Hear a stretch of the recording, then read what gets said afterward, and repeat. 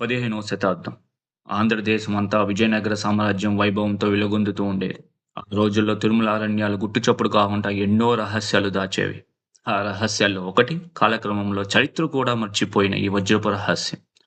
బహమనీ సుల్తాన్ సైన్యంతో భయంకరమైన యుద్ధం ముగిశాక విజయనగరపు రారాజు విజయం సాధించి తిరిగి వస్తూ తిరుమలలో తిరుమలేశ్వరుడికి తన విజయం కోసం మొక్కిన పూజ చేయడానికి ఆగాడు. ఆ రాత్రి అక్కడ అరణ్యంలో విశ్రాంతి తీసుకుంటున్న సైనికులకి ఒక చిన్న గృహలో సుదీర్ఘకాలంగా పొదిగి ఉన్న వజ్రాన్ని కనుగొన్నారు. రాజు ఆ వజ్రాన్ని తిరుమల రత్నం అని పేరు పెట్టి దేవుడికి సమర్పించాలని నిర్ణయించాడు. రాజు ఆ వజ్రాన్ని ఆలయానికి తీసుకురావడానికి ఏర్పాట్లు చేయగా రాత్రి సమయంలో అది దొంగలించబడింది. రాజు ఆగ్రహంతో ఆ వజ్రం కోసం అన్వేషణకు పెద్ద సైన్యాన్ని పంపించాడు. అయితే ఆ వజ్రం తిరిగి కనిపించలేదు. దానిని దొంగలించారు అని చెప్పబడే సన్యాసి రూపంలో ఒక వ్యక్తి కొన్ని రోజుల్లోనే తిరుమల శేషాచల అడవుల్లోని గరుత్మంతుని ఆలయ ప్రాంగణంలో భయానక పరిస్థితుల్లో మరణించి కనిపించాడు. తిరుమల అరణ్యంలో ఆ వజ్రం దాగి ఉందని జోరుగా ప్రచారం మొదలైంది.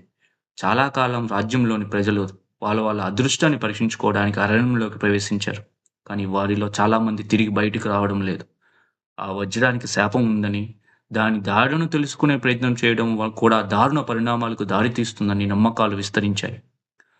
తిరుమల అరణ్యం ఇప్పటికీ ఆ వజ్ర రహస్యాన్ని తనలోనే దాచుకుంది. కొందరికి అది కేవలం కథగా మారగా, మరికొందరికి అది నిజమైన భయంకర గాథ. అయితే ఆ వజ్రం ఇప్పుడు ఎక్కడుంది? విలువ కట్టలేని తిరుమల రత్నం అరణ్యంలోనే ఉందా? లేక కాలగర్భంలో కలిసిపోయిందా?